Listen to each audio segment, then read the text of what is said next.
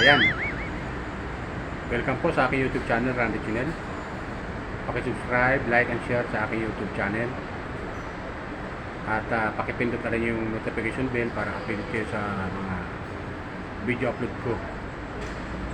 Na comment ko sa video, sa mga upload ng mga hinahanga natin mga charity vlogger, ay nagbibigay ako ng comment, reaction.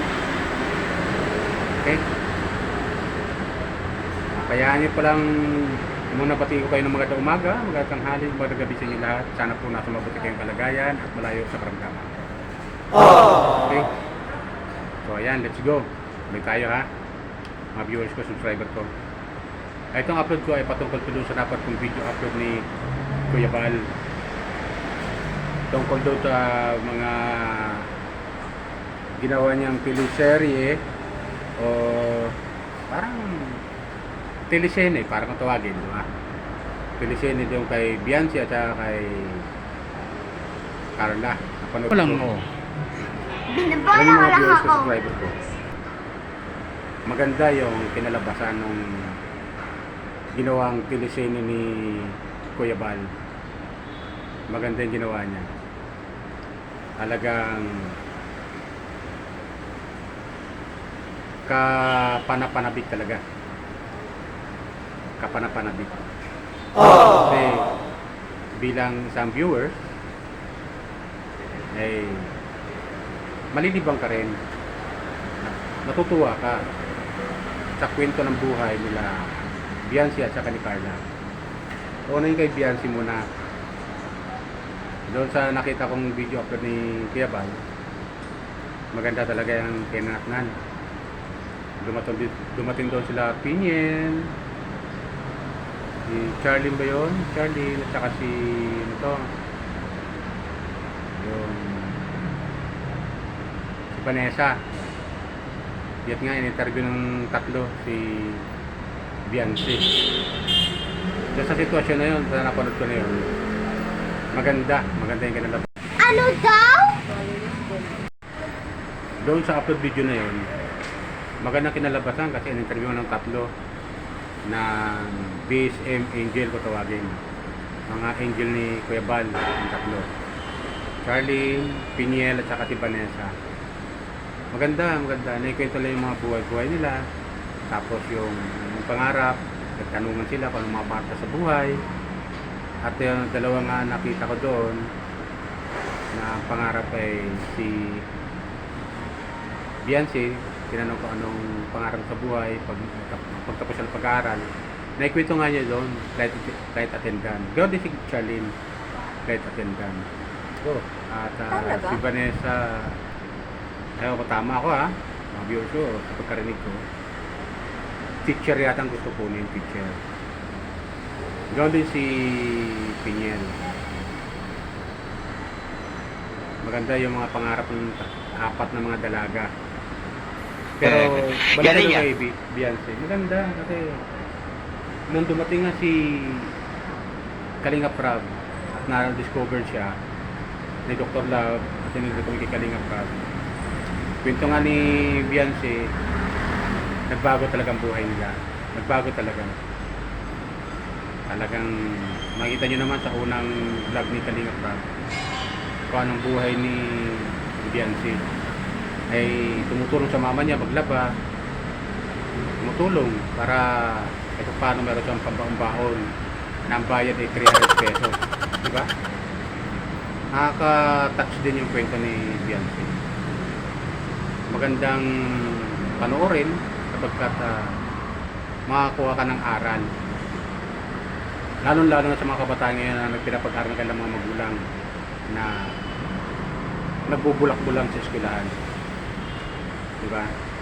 Kaya kung mapapanood ng mga teenager, yung palabas ni Kuya Bal, yung kay Biancy, challenge sila roon. Matatat sila na sila, pinapag-aral sila ng mga magulang para mapagtapos ng pag-aaral. Para magkaroon ng magandang edukasyon. Diba ganun yun mga viewers ko? Sa sitwasyon na yun, makakuha talaga ng aral. Ito mga teenager na mga nag-aaral kasalukuyan. Kaya yun lang ang nakikita ko to kay Beyonce. Pangarap talaga niya maging flight attendant. So, pasalamat siya kay Kalinga Prab, kay Kuya Bal, Ate Edna, kay Ate Jack. Dahil kung di sa kanila, hindi siya madidiscover. Hindi siya makikilala ng tao. Diba ganun yun? Hindi rin siya makikilala ng mga sponsor. Kung di siya na-discover. So, yun. Yun ang kinalabasan ng kanilang kanilang video. At yung kagandahan pa doon, pinaglalakad si Beyonce doon sa dagat na ang haba-haba ng kanyang damit. Sabi nga nila, yung mga nakikita ko sa comment section, ay para daw si Marimar. Napanood niyo si Marimar. Yung teleserye dati ng Marimar.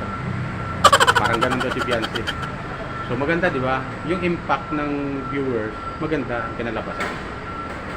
Kaya bilang isang tagahanga ni Kuya Bal sa mga video upload niya, saludo ako kay Kuya Bal. Patuloy niyo lang po yan, Kuya Bal. Kasi kami mga viewers, nakabang lang kami ng mga upload ng video nyo.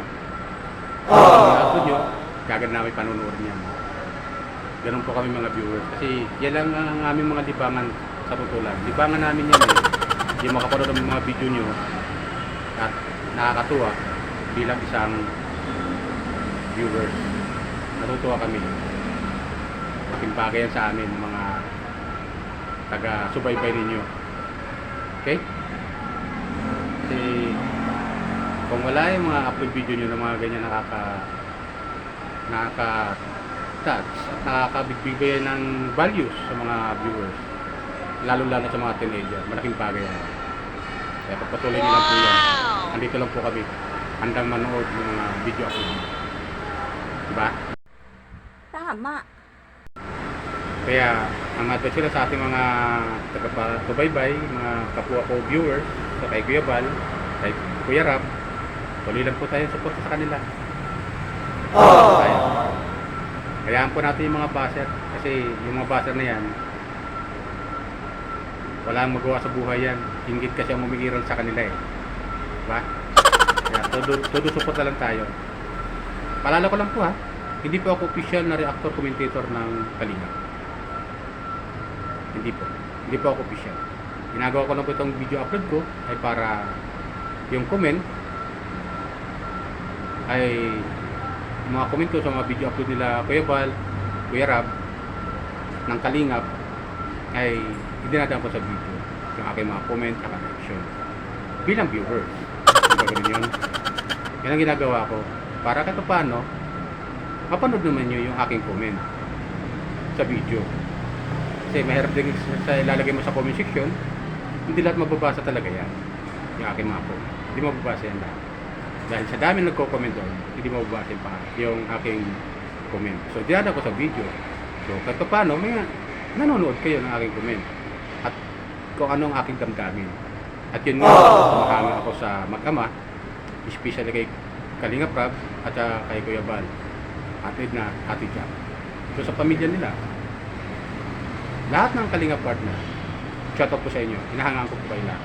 K-Boys, yan. Ha? Nakakapagbigay kayo ng saya sa aming mga bilang mga viewers.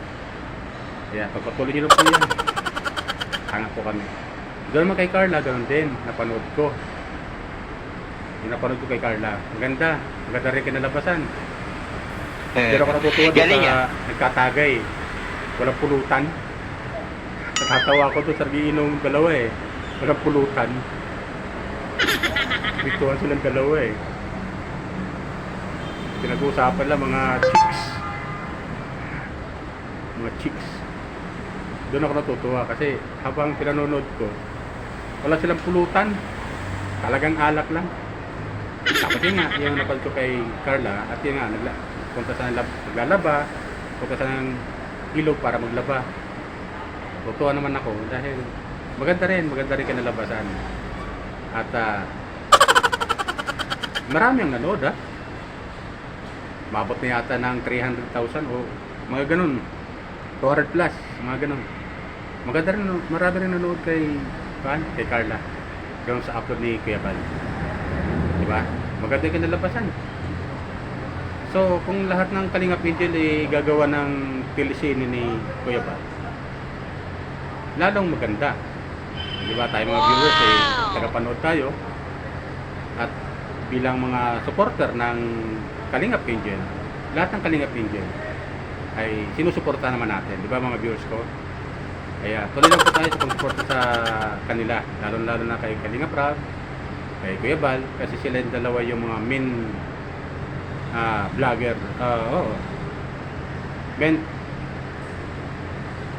tawag dito? Content creator. Tama ba yung pag-abuse pa kay lang mga viewers ko? Tama ba yung pagkakabigkas ko? Content creator. Maganda kasi yung mga ginagawa nila. Maganda ng mga naiisip nilang paraan kung paano tayo mga viewers maakit sa mga video upload nila. Maganda yung ginagawa nila. Kaya saludo rin ako kay Kanto. Kay Kuya Bal sa ginagawa niyang paggagawa ng telesine. Parang telesine yan eh. Maganda yung ginagawa. Siyempre ikikwento, buhay ng mga Kalingap Angel, especially kay yung dalawa, Beyonce at saka ni Carla. So, maaaring iba dyan, maaaring isunod niya rin yan. Isunod niya rin yan. Pati yung kanyang BSM Angel, si Charlene, si Piniel at saka si Vanessa, baka gawa nila din ng kanyang telesine. So maganda, di ba? Kaya suportahan natin yung bawat upload nila, suportahan natin yung kanilang kasi malaking bagay din yan. At huwag tayo mag-i-skip ng ads. Okay? Huwag tayo mag-i-skip ng ads para kahit paano makatulong man lang tayo sa kanila mga video upload. Yun lang ang itutulong kasi natin eh. Diba mga viewers ko, subscriber ko, ito lang po. Huwag niyo po kalimutan ha, mga viewers ko ha, mag-subscribe, like, and share sa aking YouTube channel. Okay? Tuloy lang po tayo sa kanila. Diba? So, yun. Abangan natin sa susunod na kabanata sa pag-upload ng video sa pag-upload kay Carla. Anong susunod? Baka may ka-second cam pa yun. Diba? Umpisa pa lang. Marami nang nanood. Maaring nag-viral na. Nag-viral na. Aari. Kaya, huwag po tayo magsasawa. Yun lang po sa akin mga viewers ko, subscriber ko. Paalala ko lang po ulit. Huwag niyo po kalimutan mag-subscribe, like and share sa aking YouTube channel, at pakicomment rin para updated kayo sa mga video upload ko. Pasensya na kayo sa aking mga video upload ha, kasi comment ko lang naman to sa video. Pasensya na kayo talaga. Yan na naman yung aking ginagawa. Comment lang ako. Dinadaan ko yung aking comment sa video. Kung ano napapanood ko sa mga video upload nila Kalingap Rab at saka ni Kuya Bal. Alam nyo naman natin na number 1 tayo na supporter ng Kalingap. Di ko masabi number 1 ako, pero isa ako sa mga supporter. Matagal na akong supporter nila. Halos 3 taon na rin ako na nakamonitor sa kanila. Okay? Yun lang po. Bye! Ingat po tayo lagi. Pagpalain po tayo ng puno pa.